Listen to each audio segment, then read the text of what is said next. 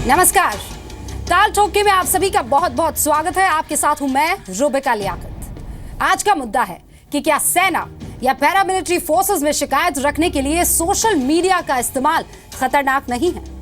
BSF जवान तेज बहादुर ने जब से सोशल मीडिया पर खराब खाने की शिकायत वाला वीडियो डाला है, उसके बाद सेना और पैरामिलिट्री फोर्सेस के कुछ और जवानों ने सोशल मीडिया के जरिए अपने अफसरों की शिकायत की है। लेकिन सवाल है कि क्या शिकायत का यह तरीका जायज ठहराया जा सकता है?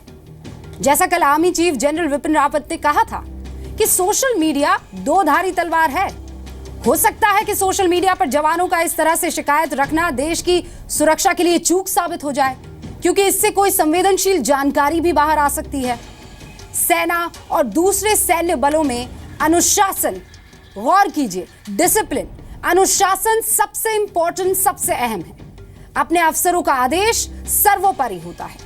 लेकिन अगर हर जवान इस तरह से अपनी बात रखेगा तो सेना के कैरेक्टर को नुकसान पहुंच सकता है। सवाल है कि सेना में अगर अपने अफसरों से किसी जवान को शिकायत है तो क्यों ना तय मैकेनिज्म के जरिए या उसके तहत शिकायत रखी जाए, और अगर सेना के बाहर भी शिकायत करनी है तो भी सरकार और अदालतों का सहारा लिया जाए। इसी पर बातचीत करने के लिए खास मेहमान लगातार हमारे साथ बने हुए हैं। फौज के अंदर हर काम के लिए अलग ग्रेड होता है और उस हिसाब से भर्ती होती है। जो सिपाही कुक है उसका काम है आटा गूंथना, रोटी बनाना, सब्जी काटना, दाल बनाना। इसी प्रकार से सिपाही कारपेंटर लकड़ी का है, सिपाही वेटर तो वेटर का काम करता है। ये वो तमाम चीजें हैं जो ग्रेड से तय होती हैं। ऐसे में एक मैकेनिज्म क्यों ना बना लिया जाए जिससे ये पता लग सके कि कहां किसको कैसे किस तरीके से शिकायत करनी है। इस पर ही होगी चर्चा। मेहमानों से आपका मैं तारुफ करवाऊं उससे पहले ये छोटी सी रिपोर्ट आपके सामने।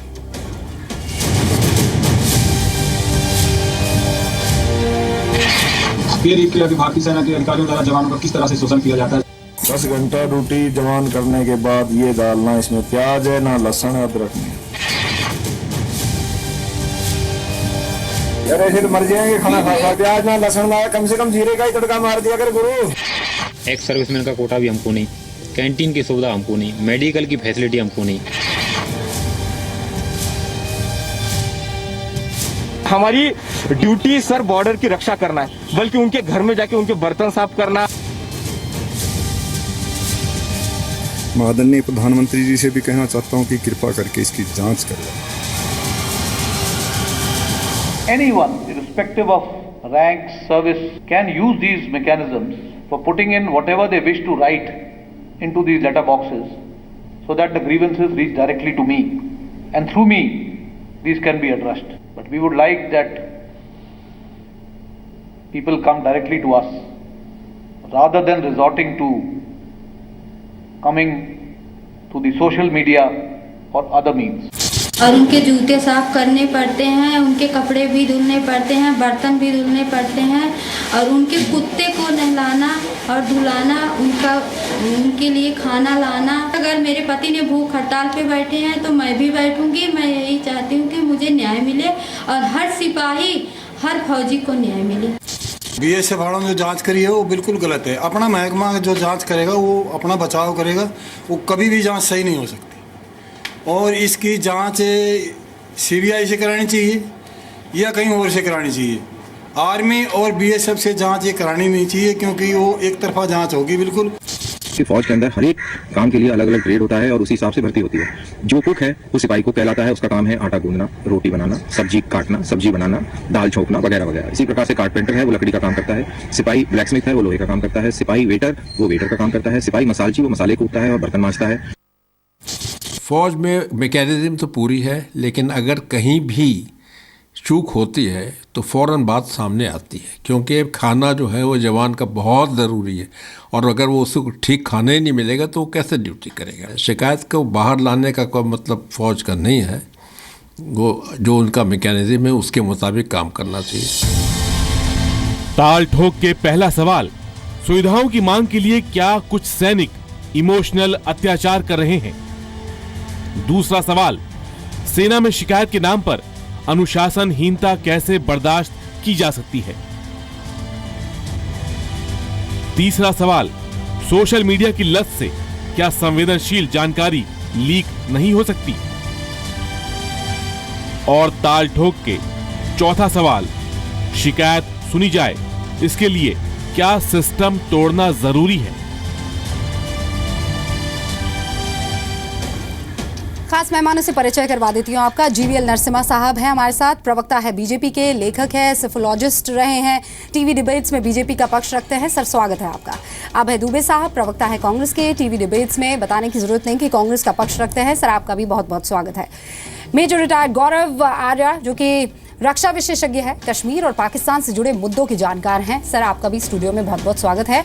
और हमारे साथ पूरन चंदेरिया आर्य साहब जो कि बीएसएफ के जवान तेज बहादुर मामले में दिल्ली हाई कोर्ट में याचिका दायर कर चुके हैं, सीआरपीएफ में इंस्पेक्टर रह चुके हैं, 20 सालों तक सेवा की है, एआरडीएच सैनिक वेलफेयर ट्रस्ट फाउंडर और चेयरमैन भी है। बहुत बहुत स्वागत है सर आपका भी।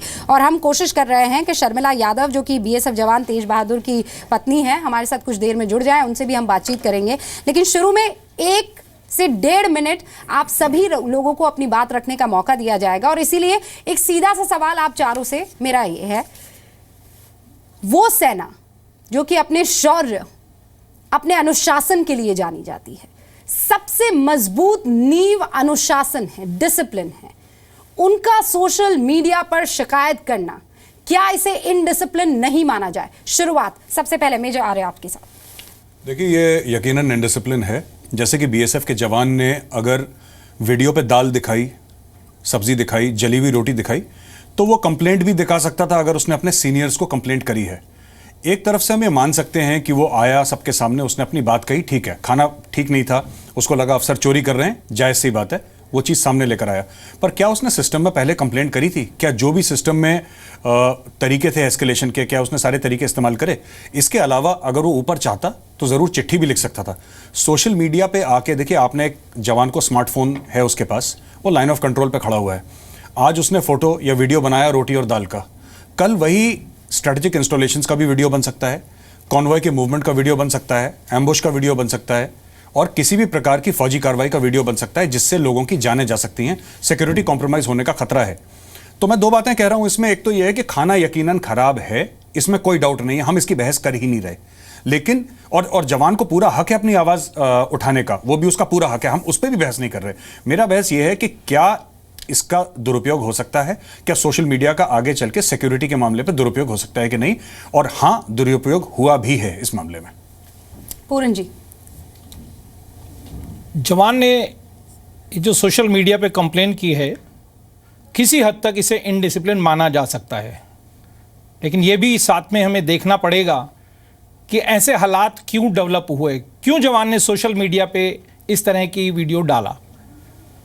इसके पीछे कोई ना कोई कारण रहा होगा। हर सीआरपी, बीएसएफ या पैरामिलिट्री की मेस में एक पूरी टीम काम करती है, मेस सिपाही, mess commander, mess SO, even commandant महोदय भी खुद उसको सुपरवाइज करते हैं।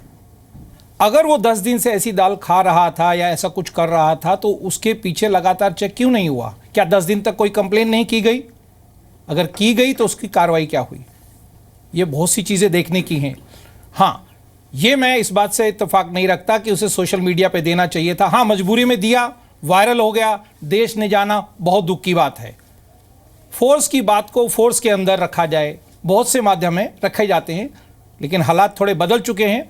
आजकल कमांडेंट महोदय भी कई जगह लैप्स करते हैं, कहीं सिपाही गलती कर रहा है, कहीं कमांडेंट गलती कर रहा है, कहीं मैसेसो गलती कर रहा है।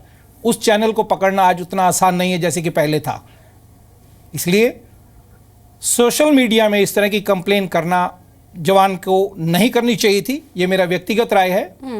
परंतु उसने की तो बहुत बड़ी मजबूरी थी, और हालात मैंने खुद 22 साल में देखा है कि वाकई होता है। जो उसने दाल दिखाई, वाकई कभी कभी होता है ऐसा, और अक्सर आजकल होने लग गया है। ठीक है सर, आपका टाइम जो है ओवर हो गया है, हम इसको आगे बढ़ाएंगे। अभय दुबे जी, वही सवाल आपसे भी है, ये शिकायत इनडिसिप्लिन मानी जाए सोशल मीडिया पर या ना मानी जाए? देखिए रूबिका जी, आप 2004 में दिल्ली उच्च न्यायालय ने बहुत अच्छा फैसला दिया Durga Prasad versus union of India में। उन्होंने कहा कि हाईली डिजायरेबल है डिसिप्लिन आर्म फोर्सेस में, लेकिन उनके लिए, जवानों के लिए फेयरनेस और जस्टिस का कोई सिस्टम अगर अंदर नहीं होगा तो वो इनसबॉर्डिनेशन और इनडिसिप्लिन को जन्म देगा। सुप्रीम कोर्ट ने कहा कि उनकी शिकायतों को लेकर विंडिक्टिव नहीं होना चाहिए। दिल्ली हाई कोर्ट ने फिर अपने एक फैसले में कहा है कि आर्म फोर्सेस सिर्फ उसके हुक्मरान उस पर हुक्म चलाने का काम नहीं करें, उनके लिए अंदर एक जस्टिस का सिस्टम डेवलप करें। आपको ये जानकर आश्चर्य होगा कि बाकायदा एक मोटी रिपोर्ट 2015 में रिड्रेसल ऑफ ग्रीवेंसेस को लेकर मोदी सरकार को सौंपी गई। उसमें स्वयं ये स्वीकार किया गया कि उनके यहाँ आर्म फोर्सेस में उनके ग्रीवेंसेस के रिड्रेसल का कोई अच्छा सिस्टम नहीं और बड़ी मात्रा में शिकायतें पेंडिंग हैं। तो ये बात बिल्कुल ठीक है कि हमको अपनी आर्म फोर्सेस को हाईली डिसिप्लिन होना चाहिए और बीएसएफ एक्ट में तो सेक्शन 14 से 47 तक इस डिसिप्लिन को लेकर उनके ऑफेंस को लेकर डिफाइन किया गया है। हो सकता है कि उस दायरे में इन जवानों ने जो किया हो वो आता हो, मगर ये बात बिल्कुल निश्चित रूप से कही जा सकती है कि उनके अंदर सुनवाई का कोई सिस्टम कोलैप्स कर गया, तब जाकर ये परिस्थितियां निर्मित हुई कि उनको बाहर आकर अपनी बात करनी पड़ी। अब ये चाहिए सरकार। ठीक है सर, ठीक है, आपने अपनी पूरी बात कह दी है। अब मैं जीवीएल का रुख करना चाहूंगी। जीवीएल, आप क्या मानते हैं, इनडिसिप्लिन है या नहीं है?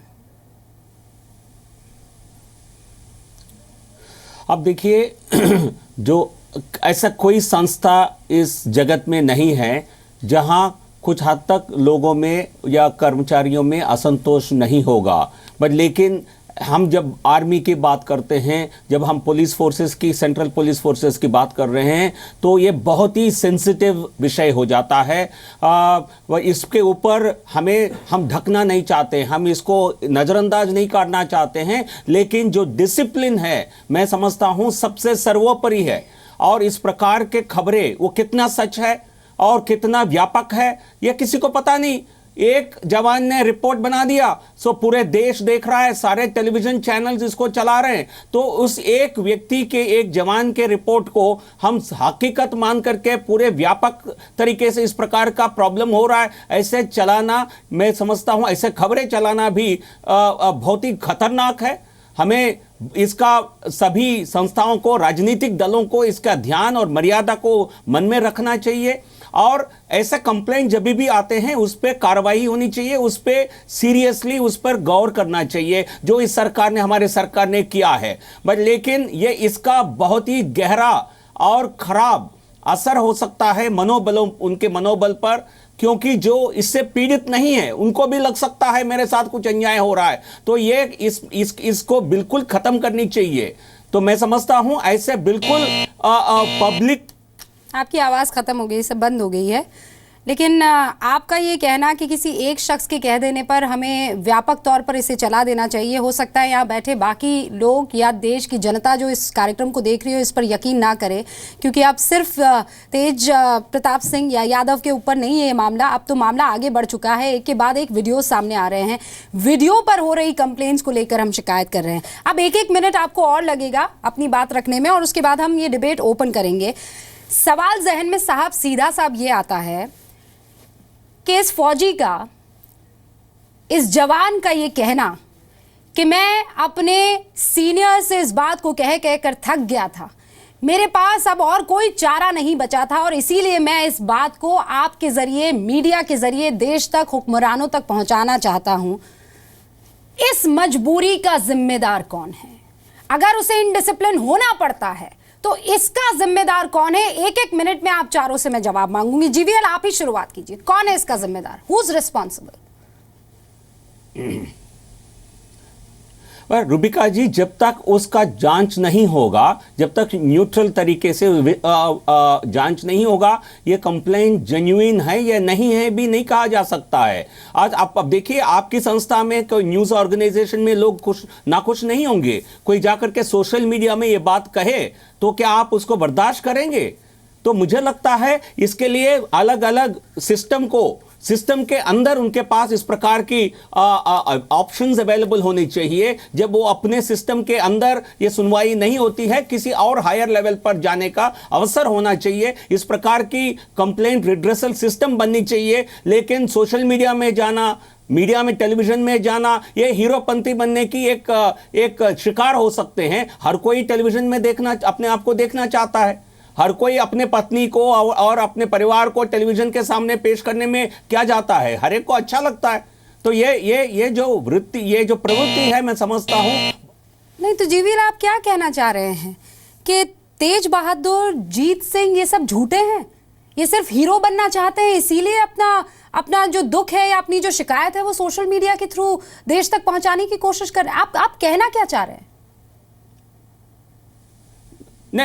नहीं, मैं इसका जवाब दे रहा हूं, प्लीज मौका दीजिए मुझे। मैं कहता हूं, मैं उनके कंप्लेंट गलत है, मैं कतई नहीं कह रहा हूं।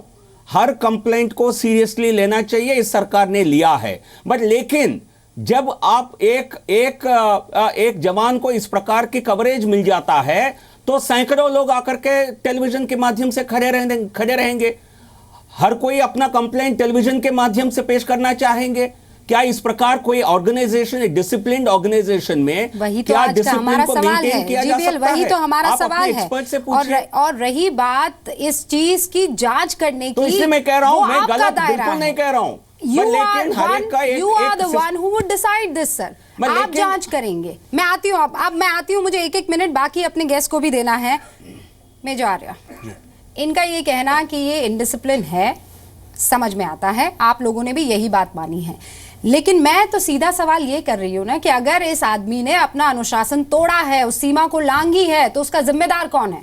Who is responsible? जो लोकल कमांडर्स हैं, जो 29 बटालियन बीएसएफ या जो भी सीआरपीएफ बटालियन, उनके सीओ हैं, एडजुटेंट हैं, क्वार्टर मास्टर हैं या उनके डीआईजी हैं, ये सब लोग रिस्पॉन्सिबल हैं। ये इनका लीडरशिप फेलियर है, पहली बात। दूसरी बात मैं ये कहना चाहता हूं कि ये जब रिस्पॉन्सिबिलिटी इन लोगों की होती है, जवान को अपने बच्चे की तरह रखा जाता है, फौज में तो यही सिखाया गया, अपने बच्चे की तरह रखो, उसका ध्यान रखो।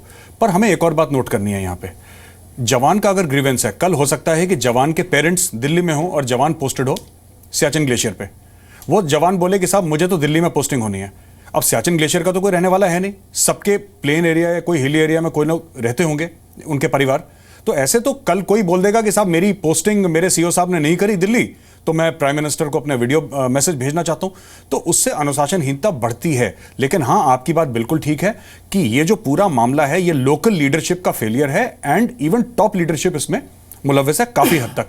इनको ये देखना चाहिए, अगर जवान कंप्लेंट कर रहा है, जवान वो खाना इंसान के खाने लायक नहीं है, और ये बात नोट करनी चाहिए सबको। इंटरनल इंटेलिजेंस नाम की भी तो सर कोई चीज होती है कि असंतोष है सेना को, नहीं है, सब कुछ ठीक ठाक चल रहा है, क्यों ना इसे फिर उसका फेलियर माना जाए, इंटरनल इंटेलिजेंस का। आर्य साहब, ये 100% कमांडेंट महोदय जो उस बटालियन के हैं उनका फेलियर है, इसमें कोई दो राय नहीं है। मैं 22 साल सीआरपी में रहा हूं, बीएसएफ सीआरपी कोई हालात अलग नहीं है, एक ही जैसे हालात हैं।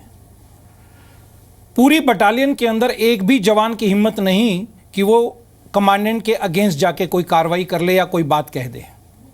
लेकिन आज हालात बदल गए हैं। कमांडेंट को, डिप्टी कमांडेंट को, एडजुटेंट को, असिस्टेंट कमांडेंट को, कंपनी कमांडर को फुर्सत नहीं है, क्योंकि वो अपनी ही प्रॉब्लम में फंसे हुए हैं। साथ ही एसओज, इंस्पेक्टर, प्लाटून कमांडर, इनकी परेशानी अपनी है। आज के हालात में हर जवान, हर अफसर, हर अधिकारी अपनी समस्या में फंसा हुआ है। उसके पास फुर्सत नहीं है कि वह अपने साथी की बात कर सके या अपनी दूसरी किसी जवान की बात सुन सके।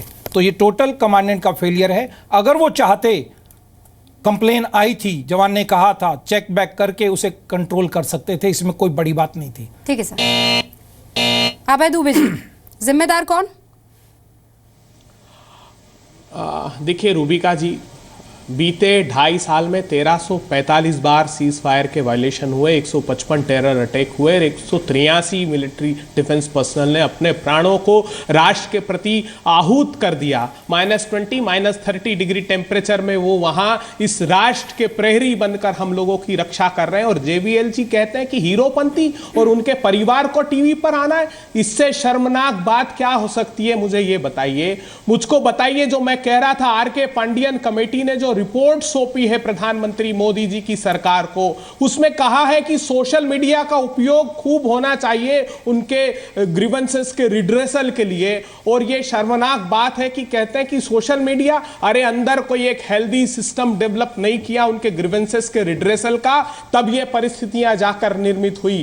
कोई शौक नहीं रखता कि टीवी पर आकर या उनके परिवार टीवी पर आए, वो पूरे समर्पण के भाव के साथ, राष्ट्र के प्रति पूरे समर्पण के भाव के साथ अपनी सेवा को अंजाम वहां दे रहे हैं। नरसिंह जीवीएल जी, आपको विचार करना चाहिए ये शब्द भी मुंह में आने पर। मैं अगले आपके वक्तव्यों जब सबसे लेंगे तब मैं बताऊंगा कि सही परिस्थिति क्या है। क्या अच्छा सर, ये मैकेनिज्म जिसकी आप बात कर रहे हैं अभय जी, एक्सपीरियंस है आपको, इतने सालों साल आपने राज किया है इस देश पर, देश की जनता ने आप पर इतना भरोसा जताया है, कौन सा बढ़िया, कौन सा मास्टरपीस मैकेनिज्म आपने तैयार कर लिया? या आप ये कह रहे हैं कि 2014 से ये सारी चीजें दाल पतली होने लगी है, मसाले गायब होने लगे हैं? जीवीएल जवाब दीजिए। मैं बताना आती हूँ अभय जी, एक सेकंड, मुझको एक सेकंड रूबिका जी, हाँ मैं पक्का दूंगी सर, अक्सर आप सबको इसीलिए तो बुलाया है। हाँ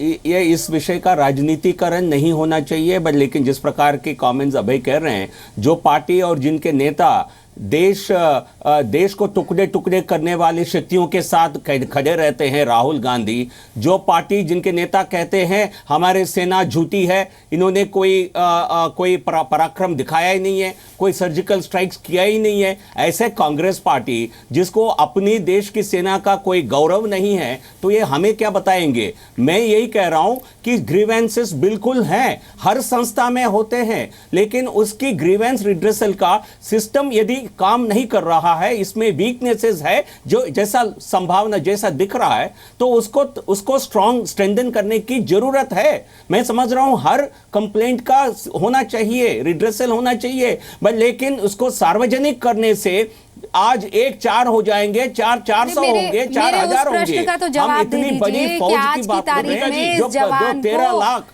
ओपन करना पड़ा है देश भर के सामने। अगर ये सोशल मीडिया के थ्रू शिकायत करने पड़ी है तो क्यों? और आप दोनों को मैं ये कह दूं कि पार्टी पॉलिटिक्स के लिए ये डिबेट हमने नहीं बुलाया है सर, हाथ जोड़कर निवेदन है आपसे, ये मेरे जवान की जिंदगी का सवाल है, उसके कर्तव्य का सवाल है, उसके शौर्य का सवाल है। इसलिए आप राहुल गांधी और बाकी अपने बीजेपी के नेताओं को थोड़ा आज साइड में रख दीजिए, आप जवानों की बात कर लीजिए। एक छोटे से ब्रेक के लिए मैं रुक रही हूं, उसके बाद मेरा सीधा सा प्रश्न ये है कि आप लोगों ने सिस्टम में कहां चूक कर दी है, और अगर चूक हुई है तो फिर इन तमाम सेना के जवानों को ये बात किसी और माध्यम से क्यों नहीं रखने में गुरेज हो रहा है? क्या वो जगह है जहां पर हमें फौरन प्लास्टर करना पड़ेगा